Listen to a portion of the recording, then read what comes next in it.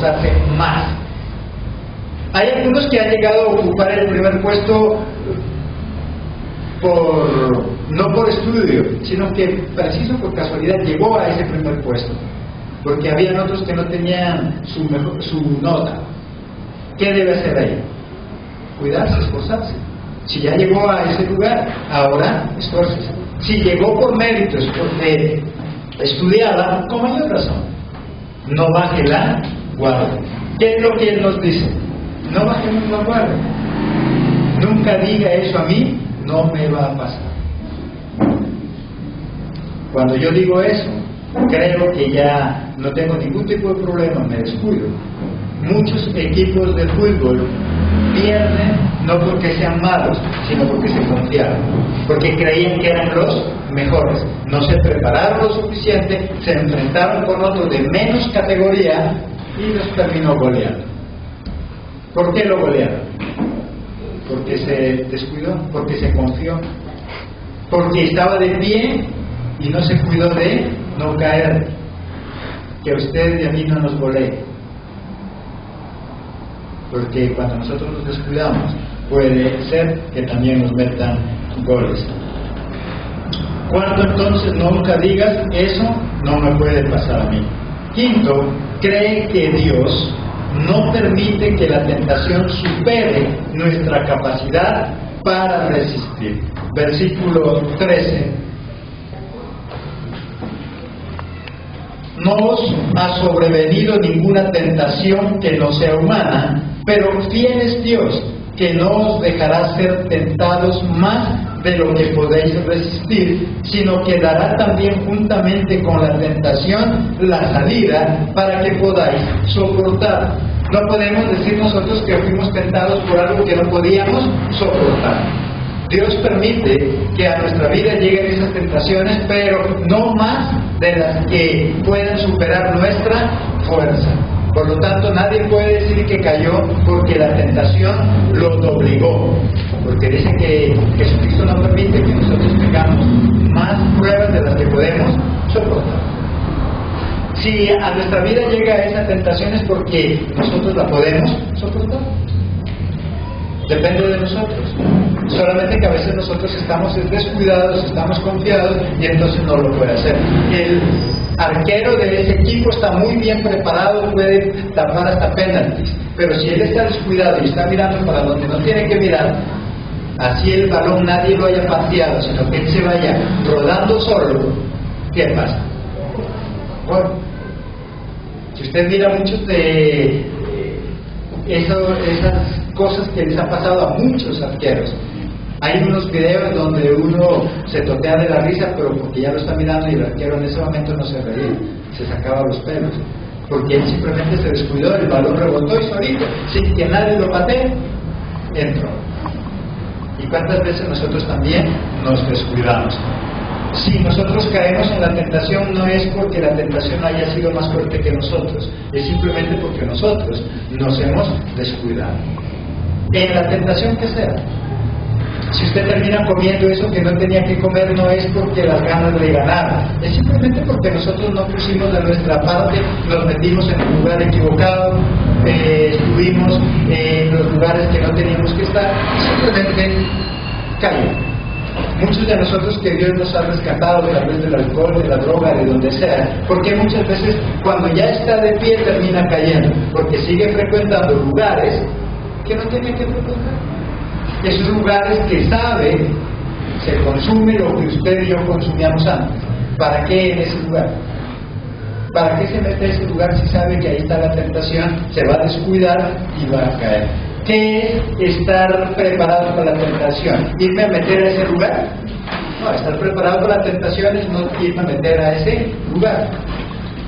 Dios no nos da más pruebas, no permite que tengamos tentaciones más allá de nuestra fuerza. Cada uno de nosotros puede dominar.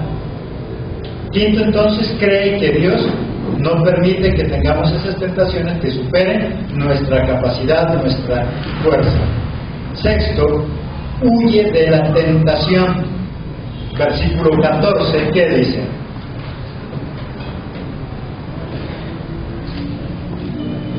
Por tanto, amados míos, huir de la idolatría. La tentación para ellos, ¿cuál era? La idolatría. ¿Qué les dice? Huyan de la idolatría. ¿Cuál es la idolatría nuestra? El dinero, el trabajo, el esposo, la esposa. ¿Cuál es su idolatría? ¿Qué dice? Huya de la idolatría. ¿Cuál es su debilidad? Huya de ella. ¿Cuál es su tentación? Huya de esa tentación. No te resistas. Cambia de manera de pensar. La tentación empieza en la mente, en los pensamientos. Cada tentación, ¿dónde se origina? En nuestra mente, en nuestros pensamientos. Por lo tanto, no nos dice que resistamos y nos opongamos a la tentación, que más bien cambiemos nuestra manera de pensar. Si en ese momento yo estaba pensando algo que se me convierte en esa tentación, ¿qué dice? Cambia de pensamientos, piensa en otra cosa. Empieza a orar, estudia la palabra, busca hablar con alguien de otro tema, algo diferente que me aleje de esa tentación. Veremos ahí en Filipenses 4:8.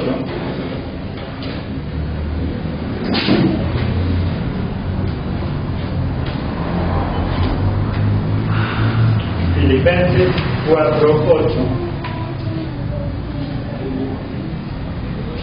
Filipenses 4:8. Por lo demás, hermanos, todo lo que es verdadero, todo lo honesto, todo lo justo, todo lo puro, todo lo amable, todo lo que es de buen nombre, si hay virtud alguna, si algo digno de alabanza, en esto pensad.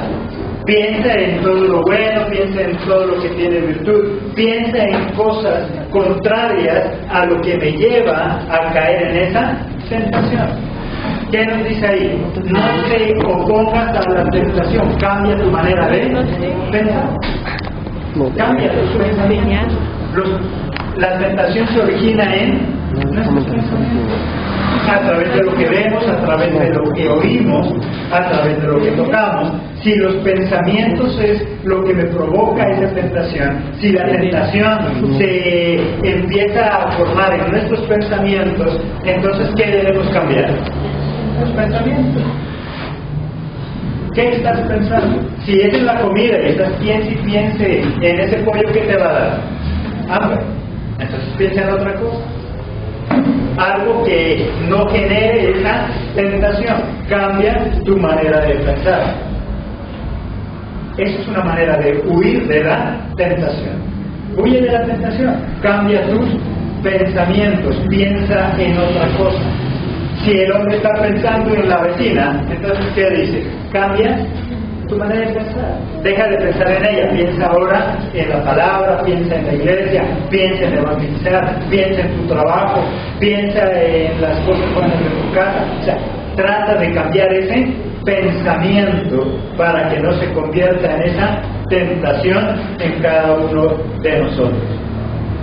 Pablo dice que la única forma de huir o enfrentar esa tentación es huyendo. Miremos ahí en 2 de Timoteo 2:22.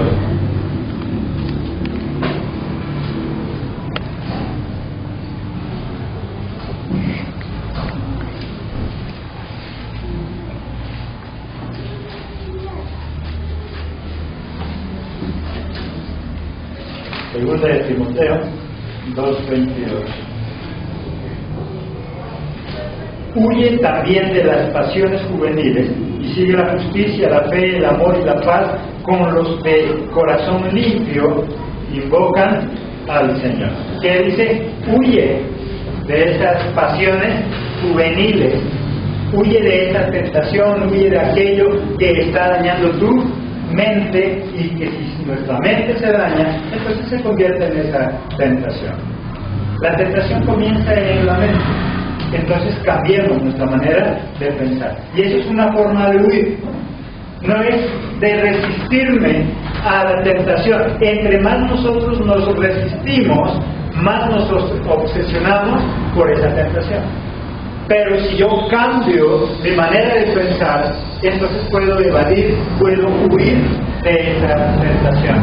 Entre más nosotros luchamos en contra de esa tentación se hace más grande. Se hace más grande. ¿Cuál es la tentación? ¿Cuál es el deseo que tiene? Entre más luche por sacárselo de la cabeza y del corazón, muchas veces más se arraiga. Pero si yo cambio mi manera de pensar, entonces automáticamente la tentación también se va. Porque la tentación estaba ¿dónde? En los pensamientos. Entonces, no luche contra la tentación, cambie de pensamiento, cambie de rumbo. Y entonces la tentación se va. Pero si yo empiezo a luchar contra la tentación, muchas veces la tentación termina doblegando. Cambia de manera de pensar. ¿Qué estaba pensando? Que lo está llevando a hacer eso que no debe hacer.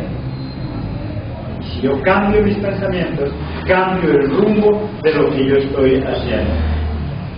Séptimo, entender que no todo me conviene.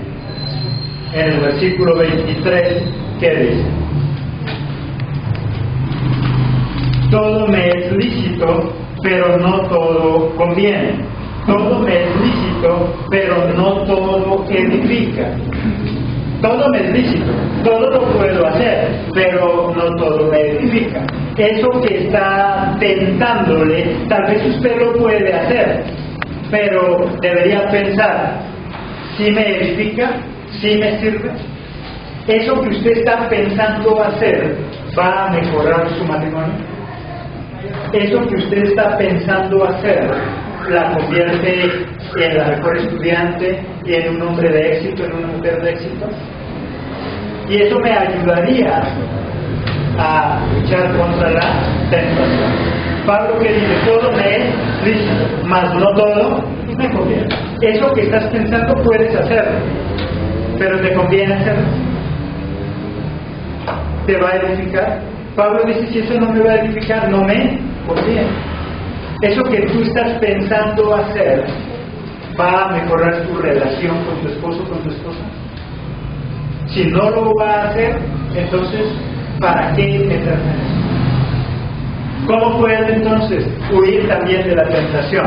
Cuando yo entiendo que todo lo puedo hacer, pero que no todo me conviene. Usted lo puede hacer. Si es tentación a nivel sexual, usted lo puede hacer, total nadie lo está vigilando, pero ¿le conviene? ¿Va a mejorar eso su relación personal con Dios? ¿Va a mejorar su relación en su pareja? ¿Va a mejorar su hogar? Muchas de esas cosas me evitaría un problema si pensara en eso. Usted puede comerse ese chicharrón que tanto le gusta, pero ¿va a mejorar su cuerpo? ¿Va a mejorar su salud? Si yo pensara eso antes de comerme aquello que el médico me prohibió, entonces yo haría a un lado la tentación. Tal vez el médico le dijo que no consuma azúcar, que no consuma gaseosas, que no consuma fritos, pero él no está atrás suyo, ni su familia está atrás de nosotros. Y cada vez que nosotros vemos algo de eso y que nos gusta comer, ahí se nos presenta ¿qué? La tentación. ¿Qué dice Pablo? Yo puedo comerme eso, pero ¿qué dice él que debería preguntarse? ¿Me conviene? ¿Me conviene comerme eso? Mi esposa no está, mi esposo no está, mis hijos no están, los que me ayudan a controlarme no están. Ya que usted y yo estamos solos, ¿qué deberíamos pensar? ¿Sí me conviene esto? Si no me conviene, entonces ¿para qué lo hago? ¿Sí me va a mejorar? ¿Con eso voy a mejorar mi salud? Y si usted mira que no, que al contrario la va a empeorar, entonces eso sería una razón para yo hacer un lado esa tentación. Consejos que nos da Pablo para luchar contra la tentación. Todo tú y yo lo podemos hacer, pero no todo de lo que podemos hacer nos conviene. Tú te puedes volar de la universidad y te puedes ir de paseo a ver películas, cine, a un bar, lo que quieras. Total, tu papi y tu mami no están atrás tuyo. Pero ¿te conviene hacerlo? ¿Te conviene? ¿Cuál es tu meta? ¿Cuál es tu propósito en esa universidad, en el colegio? ¿Te conviene? Hay cosas que podemos hacer, pero la pregunta sería, ¿me conviene hacerlo? ¿Me conviene engañar a mi papá y mi mamá que han depositado su confianza? ¿Me conviene engañar a Dios? ¿Me conviene engañarme yo mismo? Pablo dice que todo es asunto de conveniencia. Todo lo puede hacer, mas todo no le conviene. Octavo, busca el bienestar de los demás. Versículo 24. Ninguno busque su propio bien, sino el del otro. ¿Cómo puedo evitar también esa tentación que dice? Busca el bien de quién, de los demás, busca el bien del otro y no solo tu placer. Muchas veces nosotros cuando cedemos a esa tentación solo estamos pensando en nuestro placer, mas no en el otro. Antes de pensar en tu placer, en el mío, pensemos en el bienestar de los hijos, de esa familia, de ese hogar. Dice, piensa en el bienestar de los demás, no solo pienses en tu bienestar. Hay muchos hogares, muchos negocios, muchas vidas que se han dañado por el egoísmo, porque nos convertimos en egoístas. Solo pienso en mi propio placer y no más.